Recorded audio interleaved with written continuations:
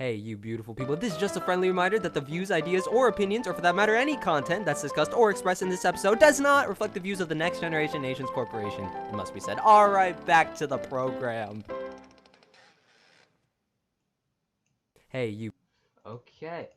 Well, if this was an actual episode, with this slight modification, then I would start off by saying hello, everyone, and welcome back to yet another episode of the Wolves Howl. Or if you're a new listener, chances are that you probably are. Then welcome. My name's Ayush. My personal pronouns are he, him, and I'm very passionate about plants and acrylic painting. Uh, and I'm joined by my co-host today. Hi, I'm Ananya. My personal pronouns are she, her, and I like Draco Malfoy and Tom Riddle. Hi, I'm Arona, and my personal pronouns are she, her, and I like to bake pies. I'm Justine. My pronouns are she, her, and I enjoy making digital art. Nice. That definitely wasn't awkward at all. Look, I'm gonna be honest with you guys. I don't really know what direction this is gonna go. You know, this was all very last minute. But Ananya, you're telling me before the episode that you had like something that you wanted to talk about or something. Yeah. So funny enough, yesterday we had an NGN meeting. Yeah, I know. So we got two pieces of news that are of great importance to us. One is very exciting, and the other is not so much. So the good news is that we won the vPodcast. Woohoo! And that's why we're here in the first place. Yeah. So the second piece of news is that a guy by the name of Jay Inslee, who so happens to be the governor of Washington State, announced that yesterday that all schools need to allow 30% of its students back by April 19th. Yeah. In fact, we had to start the meeting yesterday later than usual because our school called an emergency meeting with all the teachers since everybody was freaking out about how we would achieve 30%. Especially because you know how our school has around like 2,000 students, We're very and big. 30% would be 30% would be 630 students on campus, which is a lot. Quick maths. But when they mentioned it, I had a lot of questions. Cause for one, how are they gonna take care of transportation, right? Cause there's a metric buttload of people that take the bus. And then also, what's lunch gonna look like?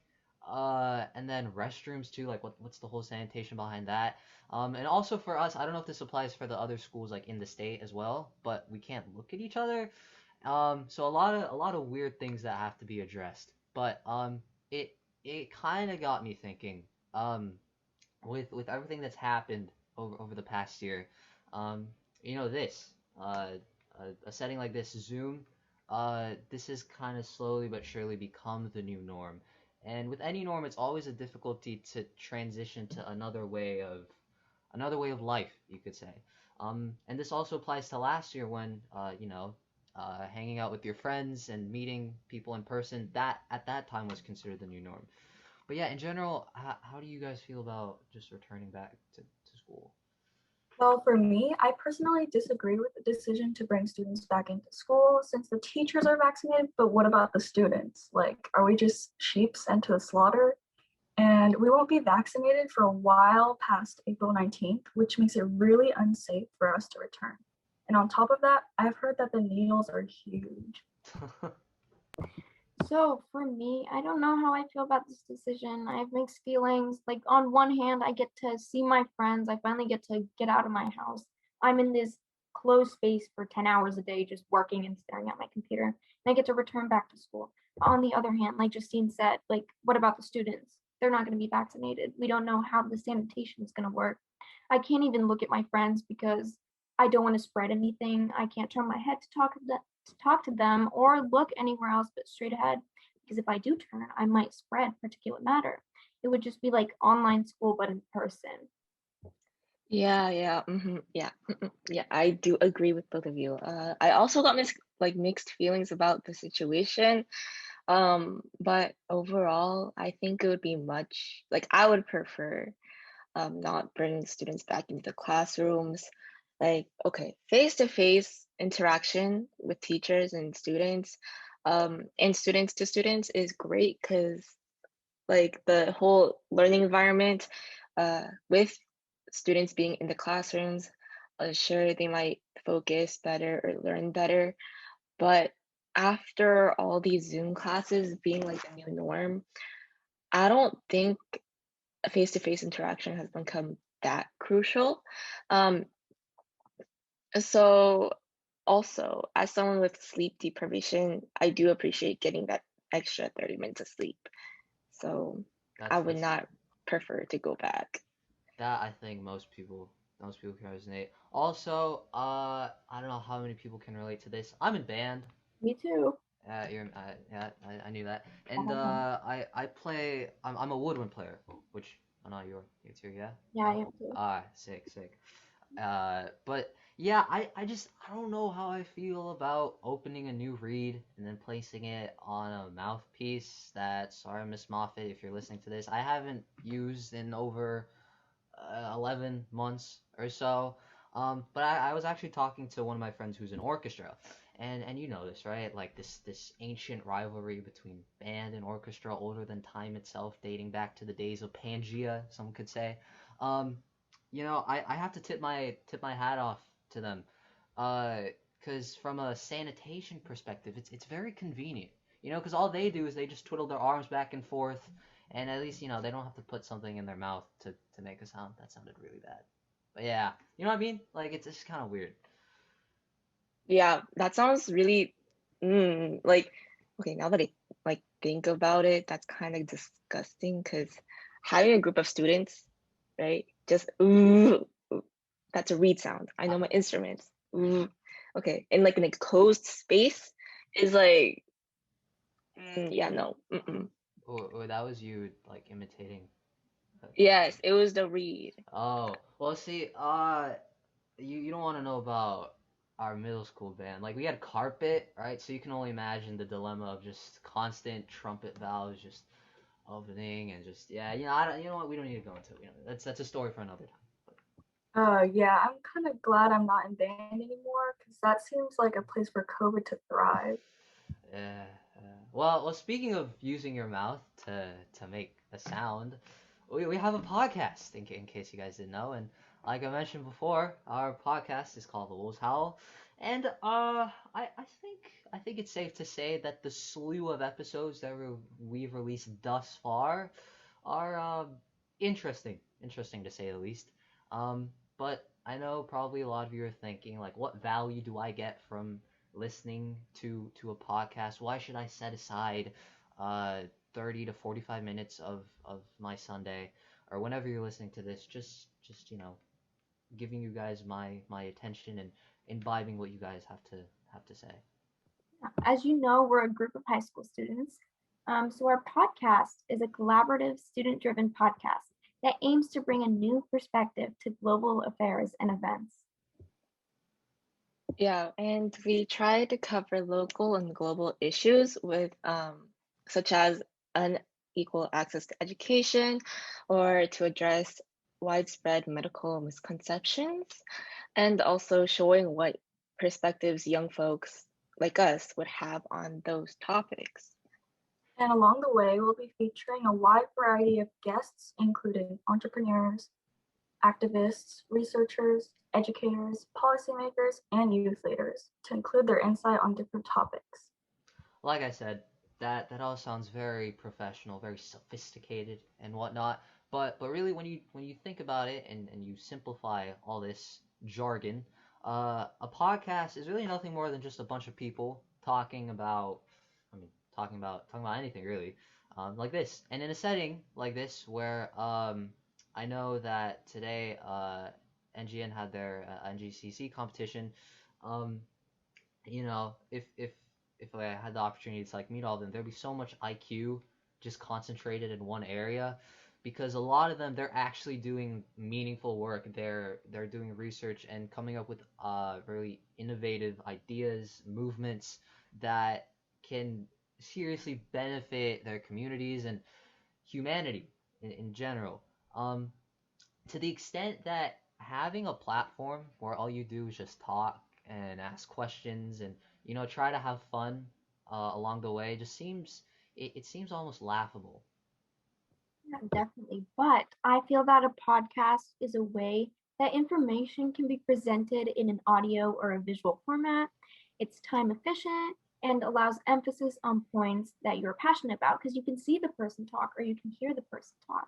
It allows the host to communicate the tone of the message and bring the listeners into the conversation. You can see how the host moves when they're passionate about certain topics or when they want to provide emphasis on certain topics, when they want to make a point or direct you to another point. So I think a podcast is another great way to bring our community together and inform about different issues. Mm. I agree. Podcasts, for me, what I think, they allow like the tone of the speakers and the flow of the discussion to be presented in its purest form, which I appreciate, in both audio and visual formats. So that means you could see like the facial features of the speakers if you're doing visual formats, and like how the speakers interact with each other, bounce off of each other's ideas, which is hard to put directly onto paper with like an article or like journals. And also, in my opinion, they're much more engaging than reading an article or watching a long documentary about a topic that you're interested in because they can bore you out. But when you're listening to a podcast, it almost feels like you're part of the discussion as well. Plus, I think like if you put it in perspective, I don't know about you guys, but it just seems like, emphasis on it, seems like there's a lot of divisiveness in the world right now. And for better or for worse, it just seems like mainstream media, you know, your news outlets, wherever you get your daily news from, it just seems like they're accentuating that even more. Um, and you know, there's a lot of this feeling of where I don't agree with you, and because I don't agree with you, I no longer respect you or I no longer love you as a fellow human. And I know most of our knee-jerk reactions to that is, oh, because diversity, right? There's a lot of different people out there that interact with the world differently, they see the world differently, um, and they have very different ways of thinking. Um, but a lot of times, what we forget to acknowledge is that, um, you know, who we are now. Take any person. Who we are now is simply a culmination of um, our surroundings and this journey of events that has shaped us into who we are now. And what we think, what we believe in, um, you know, seeing the best interest for what for the people closest to us is all very different. But unless we acknowledge and understand uh, each other's stories, it's very hard naturally to just um, you know, show that mutual respect for each other. And I think that's where a podcast definitely helps in. It gives like you said, Ananya, it gives people a platform to tell their truth, and it gives people a chance to share their unique story, um, you know, without really worrying about other people disputing or having a dispute on what they say or what they believe in, because you know it's the true civil discourse is when you have people who think different things but are still able to have that respect for each other and contribute meaningfully to their communities. I resonate with that a lot. I think you put it beautifully. Since we are the future generation, it's up to people like us to lead the way for others to express themselves, and we allow them to tell their own truth.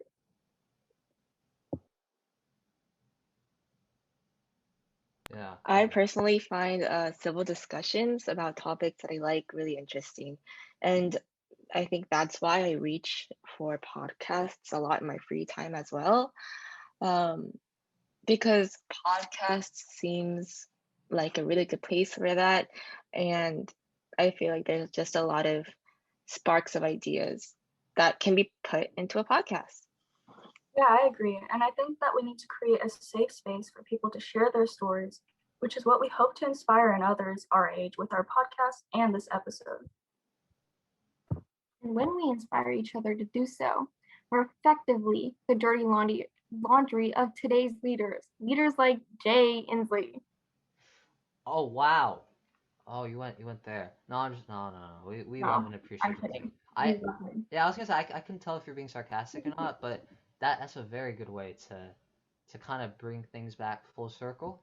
Um, and with that, I think I think it's a good place to say thank you for listening to us again.